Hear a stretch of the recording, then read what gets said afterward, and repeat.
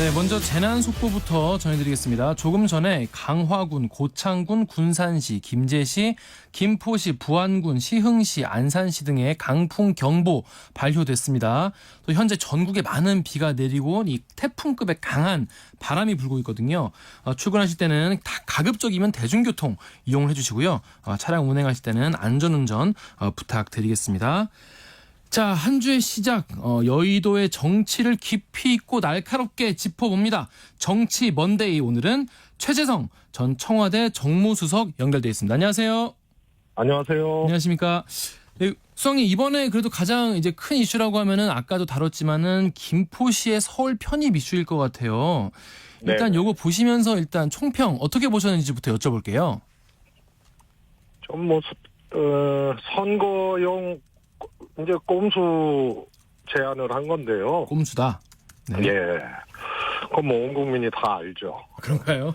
예. 그리고 우선은 국가 정책하고 지금 안 맞잖아요. 예? 균형 발전 정책. 네. 그다음에 지방화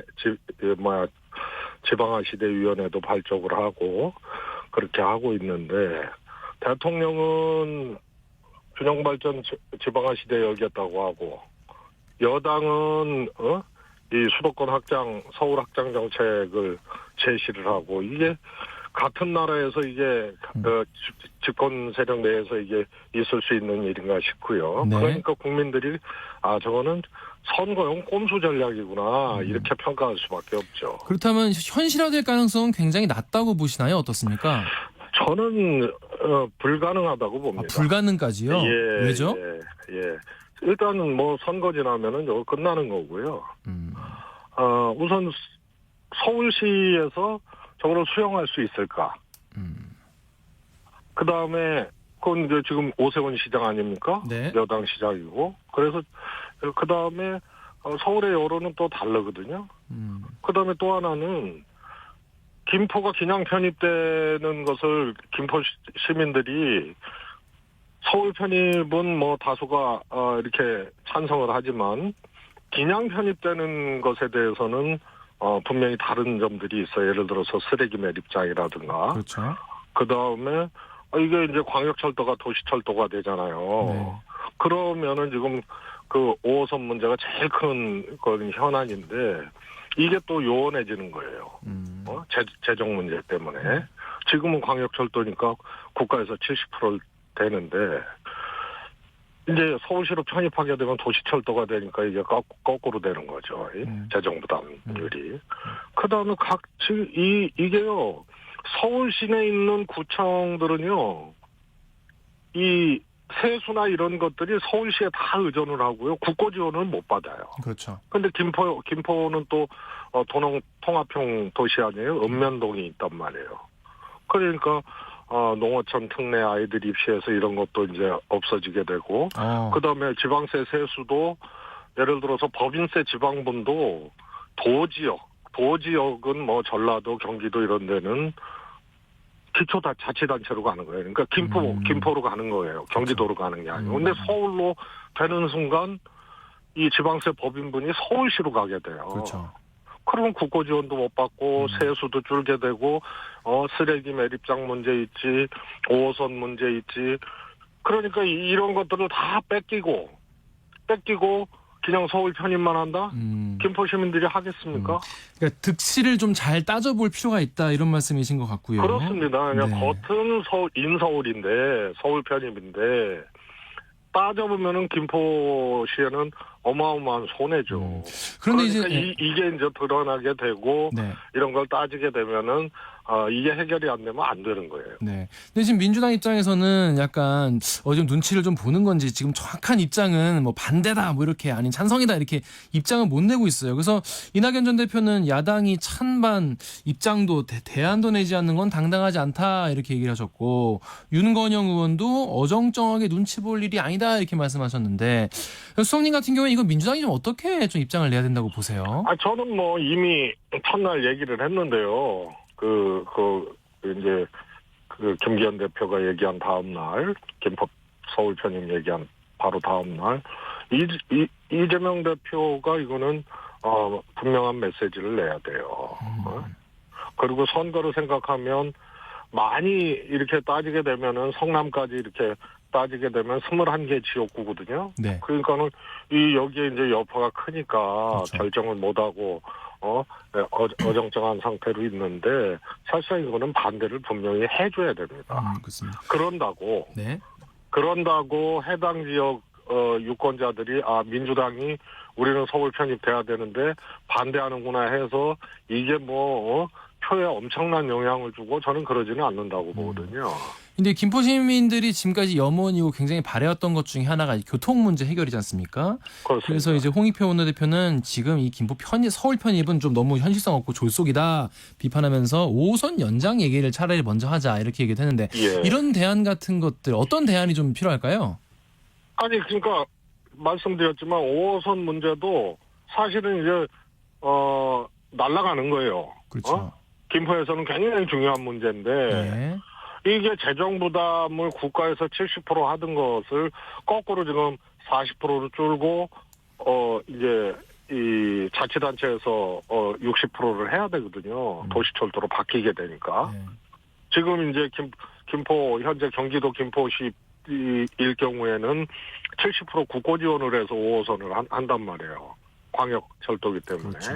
그래서 요 문제도 있고 쓰레기장 매립이라든가 그다음에 각종 세수 문제라든가 이런 것들이 있기 때문에 이 서울 편입이 된다 하더라도 해결해야 될 문제가 한두 가지가 아니에요. 근데 수석님도 이제 정치에 오래 하셨으니까 총선 분위기를 좀 아실 텐데 이제 국민의힘이 일단 김포 서울 편입 이슈를 먼저 던지지 않았습니까? 그 이슈를 네네. 좀 선점한 효과, 그러니까 여당이 먼저 이제 이슈를 던진 효과를 가졌고 어제는 또 이제 정부 발로 금융당국이 공매도 금지도 발표했거든요. 네. 그러니까 뭔가 민주당이 뭔가 이런 중요한 이슈를 좀 선점하지 못하고 아젠다를 계속 뺏긴다 이런 아쉬운 점을 지적하는 분들도 많이 있습니다. 어떻게 보십니까? 저는 얘기를 했는데요, 진지. 민주당이, 꼭 해야 될 게, 네. 대표 정책. 대표적인 정책. 네, 대표 정책이 지금 눈에 안 보인다. 이런 얘기를 했거든요. 네. 그런 점은 아쉽고요. 다만 여당에서 이런저런 예를 들어서 공매도 금지나 이런 것은 시점상 당연한 거예요. 그게 영원히 금지가 아니고 일시 중단 아니에요. 네, 6월까지. 일시 금지. 그래서 문재인 정부 때도 그렇게 했거든요. 네. 여기 이제 주가가 문제가 생기고 이러면은 그러면은 이제 공매도 일시 중단을 하게 되고 문재인 정부에서도 몇 번 연장을 했어요. 3개월씩 해서. 네. 그래서 그거는 별 문제가 아닌데 이제 김포 서울 편입과 같은 그런 거는 여당도 해서는 안 되는 거를 한 거죠. 근데 민주당이 그거와 상관없이 대표 정책이 없다 이런 것은 조금 매우 아쉬운 거죠. 네, 수석님 근데 왜 대표 정책을 지금 내놓지 못하는 왜 대표 정책이 실종된 정당이 됐을까요? 민주당은? 그게 그러니까 항상 선거 때는 민주당이 야당을 하더라도 정책을 대표 정책들을 내놓고 했거든요. 네. 그런데 하여튼 모르겠어요. 그래서 그런 게 참 매우 아쉽고 네. 꼭 내놔야 되는데 네. 지금 이제 그런 점이 아쉽죠. 네. 근데 지금 보면은 지금 말씀드린 두 가지 이슈를 더해서 지금 인요한 혁신위의 혁신 제안 같은 것도 다음 혁신안은 뭐가 될지 받아들이는 사람들의 반응은 어떻고 계속 이런 뉴스가 계속 되는데 뭔가 이제 민주당발 총선 뉴스 뭔가 이런 것이 아직 좀 눈에 안 들어오는 것 같은데 뭔가 혁신안이나 정책 뭔가 좀 빨리 내놔야 되는 시점이라고 보십니까? 총선이 지금 한 150일 정도 남았는데. 그렇습니다. 조언을 좀 해주신다면 어떻게 좀 조언을 할 수 있을까요? 저는 지금 민주당이 강서보궐선거 이기고 네. 조금 뭐라 그럴까요? 느슨해졌다 그래야 되나? 벌써요? 이런 절박함이 좀 안 보여요. 그럼 대표 정책이 없고 소위 말해서 이제 절박함이 안 보이고 절박함이라는 거는 이제 혁신으로 나와야 되거든요. 그렇죠. 그런 것들이 안 보이니까 조금 제 보는 관점에서는 좀 불안합니다. 안 그래? 그래서 혁신과 대표 정책 이 두 가지를 빼놓고 총선을 치른다는 거는 그거는 참 어려운 일이에요. 그렇습니다. 보면은 이번에 그러면 국민의힘 혁신위 얘기를 좀 해보겠는데요. 이제 이번에 다른 방송 인터뷰에서 이제 이준석 전 대표가 이제 뭐 지금 또 신당 얘기도 막 하고 하는데 공천이 최종 목적이 아닐 거다. 선대위원장이나 이런 급으로 화려하게 복귀하는 것이 이준석 전 대표의 최종 목표가 아니겠냐 이렇게 전망하셨는데 이 전 대표는 그거 아니다라고 선을 긋기도 했어요. 근데 왜 이렇게 보셨습니까? 애초에는. 이준석 대표는 말로는 아니라고 하지만 실제로는 그런 거 아니에요? 국민의힘에서 국민의힘이 바뀌고 그 다음에 대통령한테 분명하게 선을 긋고 이런 것을 하라고 계속 이준석 대표가 얘기를 하잖아요. 네. 그러면 예컨대 소위 말해서 이제 윤핵관이라고 불리는 분들의 이제 공천 문제 혹은 뭐 험지 출마나 혹은 불출마나 뭐 이런 것들이 좀 만들어지고 하면은 할 수 있다는 얘기거든요. 그게 이준석 대표 얘기가. 네. 당에 계속 주문을 하잖아요. 네. 그래서 그거는 그런 것들이 안 되면은 소위 말해서 이제 혁신이 안 되면은 그거는 나가서 뭐 딴 살림을 차릴 수는 있어도 이것을 지금 주문하고 있다는 것은 이것이 되면은 이 당에서 역할을 하겠다 그런 얘기거든요. 그런데 그렇게 될 가능성들이 꽤 있잖아요. 지금 그렇죠. 이뇨한 혁신위원장이 대통령을 사랑하는 사람이면은 희생해야 된다. 또 영남의 다선 의원들은 수도권 험지 출마해야 된다. 뭐 이런 등등이 결국은 이준석 신당 창당이냐 아니면은 남아서 출마하고 선거의 역할을 하느냐 요 분수령이거든요. 그래서 그게 정리가 될 가능성들이 꽤 있기 때문에 제가 보기에는 남고 그럼 남아서 징계 해제하고 공천 주고 그러면은 국민의힘 입장에서도 이준석 선거 때 풀로 활용을 해야 될 거 아닙니까? 그러면은 이준석은 플러스 알파거든요. 현재 국민의힘에 예를 들어서 득표력이 있다 그러면 탈당해서 신당 만드는 이준석이면은 확실한 국민의힘 입장에서는 마이너스고 그렇죠. 남아서 공천받고 출마하는 상황이다 그러면은 선대위원장이나 시켜서 확실한 플러스를 획득을 하게 되는 거죠. 그래서 안 나가게 되면은 선대위원장이다 이렇게 얘기를 한 거고 현재로서는 나갈 가능성이 많다고들 얘기를 하는데 저는 정리될 가능성이 훨씬 더 크다고 보기 때문에 남고 공천받고 선대위원장으로 화려하게 복귀한다 이렇게 진단을 한 거죠. 근데 이제 이준석 전 대표 같은 경우에는 이제 지금 윤석열 대통령과 굉장히 윤석열 대통령에 대한 비판할 말을 굉장히 이제 선을 긋을 정도로 세게 요즘에 하고 있지 않습니까? 지난 주말을 통해서도. 네네. 네. 근데 과연 이제 윤석열 대통령이 그럼 그거에 화답을 하거나 이런 메시지를 좀 할 것이라고 보시나요? 아니면은 이건 어떤 글에서는 또 윤석열 대통령의 이제 태도는 상수다. 그건 그냥 있는 대로 받아들여야 된다 이렇게 얘기도 하던데. 아니 윤 대통령은 겉으로는 이 당에 관여 안 한다 네. 이렇게 얘기를 하잖아요. 얼마 전에 이진복 수석도 그랬고 그렇죠. 그래서 겉으로 관여는 안 하고 속으로 하는 거거든요. 그건 안 되는데. 겉으로 얘기할 필요가 없어요. 윤석열 대통령은. 네. 그러면 결국 어떻게 되느냐. 이준석 대표가 얘기한 대통령의 출장소 안 하겠다. 대통령이 변해야 된다. 네. 윤핵관 어떻게 해야 된다. 네. 지도부 이래가지고는 안 된다. 이런 것들이 결국은 대통령과 이준석이 해결하고 정리되는 것이 아니고 국민의힘이라는 정당, 이 정당의 지도부 여기하고 이준석 대표하고 해결하는 거예요. 네.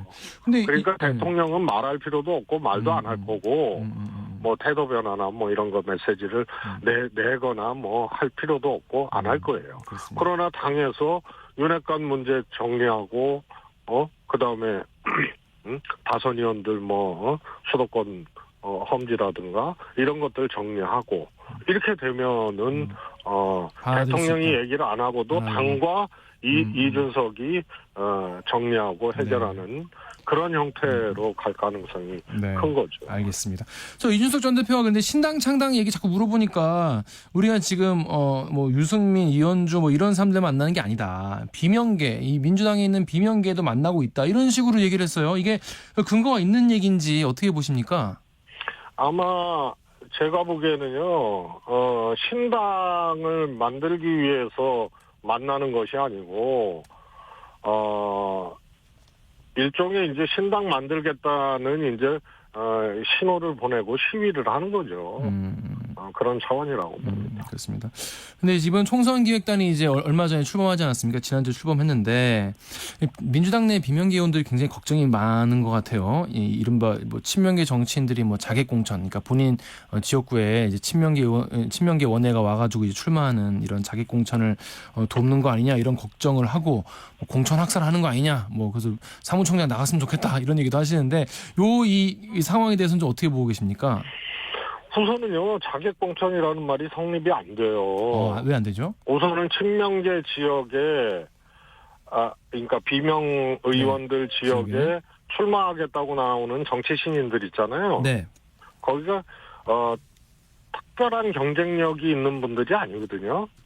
왜 자객공천은 유승민 의원이 경기도지사 출마하겠다고 나왔을 때 김은혜 이 대변인을 내보낸 거 아니에요? 네. 국민의힘에서 네네. 유승민을 죽이겠다고 진짜 자객을 내보낸 거예요. 그러면 김은혜 대변인은 지명도도 있고 하여튼 국회의원도 했고 그 대통령 대변인도 하고 네. 이러니까 급이 되는 거예요. 자객급이. 그런데 지금 비명계 지역에 하겠다고 하는 사람들은 정치 신인이기 때문에요. 네. 비명 의원들하고 붙었을 때 경쟁력이 떨어져요. 그게 무슨 자객공천이에요. 근데 이제 경쟁을 이제 공정하게 하겠냐 이런 것도 걱정을 하시던데 이제 그거는 적어도 민주당에는 해당 사항 없어요. 그렇습니까? 어떻게 왜 자신하시죠? 경선하게 돼 있어요. 그거는. 그래서 저 국민의힘처럼 그냥 무조건 마음에 안 들리면은 그냥 아예 공천에서 배제하고 소위 말해서 날리고 이런 것을 민주당에서는 안 하죠. 네. 그래서 오히려 민주당은 비명 의원들이 본인들이 손해 본다 뭐한다 자객 공천하고 본인들이 공천 학살당한다 이런 얘기를 하지도 않지만은 그거는 언론에서 하고 딴 데서 하는 거거든요. 네. 당사자들은 그런 말 안 해요. 네. 근데 이 비명 의원들은 만약에 그런 생각이라면 내가 학살당할 수 있다 이런 생각이라면 그럼 단독 공천 달라는 얘기예요? 민주당은 시스템 공천이 돼서 경선하게 돼 있고 이러는데 그럼 비명 의원들이 나 학살당하니까 안 돼 이러면은 단독 공천 달라는 얘기 아니에요. 네. 그거는 있을 수 없는 일이죠. 그렇습니다. 그래서 해당 사항이 없고 오히려 민주당은 지금 현역 의원들의 기득권이 그대로 이 보장되는 공천을 하게 돼 있어요. 경선하면 현역 의원이 유리하잖아요. 네. 그래서 하위 20% 의원 평가에서 하위 20%에 해당하는 의원들을 어떻게 할 거냐. 네. 이게 중요한데요. 이걸 비공개로 지금 해놨어요. 그 결과를. 네. 하위 20% 명단 공개를 안 해요. 그러니까 오히려 하위 20% 평가받은 의원들을 공개를 해서 경선을 정치 신인하고 치르게 해서 그 평가를 제대로 못 받고 의정활동 제대로 못하고 했던 의원들이 확실히 페널티를 얻을 수 있게 해야지 이걸 비공개로 해버린단 말이에요. 이런데 오히려 민주당이 너무 느슨하다, 절박함이 없다, 현역 기득권이 그대로 공천 과정에서도 투영된다. 이런 지적을 받을 수밖에 없는 이런 점을 개혁을 하고 개선을 해야지 비명계 자객 공천 이런 거는 현실적으로 성립될 수 없는 얘기고요. 네. 거꾸로 얘기하면은 그럼 비명계 단독 공천 줘야 되느냐. 이런 거하고 마찬가지 주장이죠. 그렇습니다. 그런 쪽에 혁신안 같은 게 좀 나와야 된다 이런 말씀으로 알아봤습니다. 그게 없으니까 현역 어떻게 할 거냐. 현역 기득권이 그대로 공천에 투영되는 그런 정당이 돼버린 거죠. 알겠습니다. 여기까지 말씀 듣겠습니다. 최재성 전 청와대 정무수석이었습니다. 고맙습니다. 감사합니다. 네. 여러분은 지금 아침 시사 프로의 최강자 KBS 최강 시사와 함께하고 계십니다.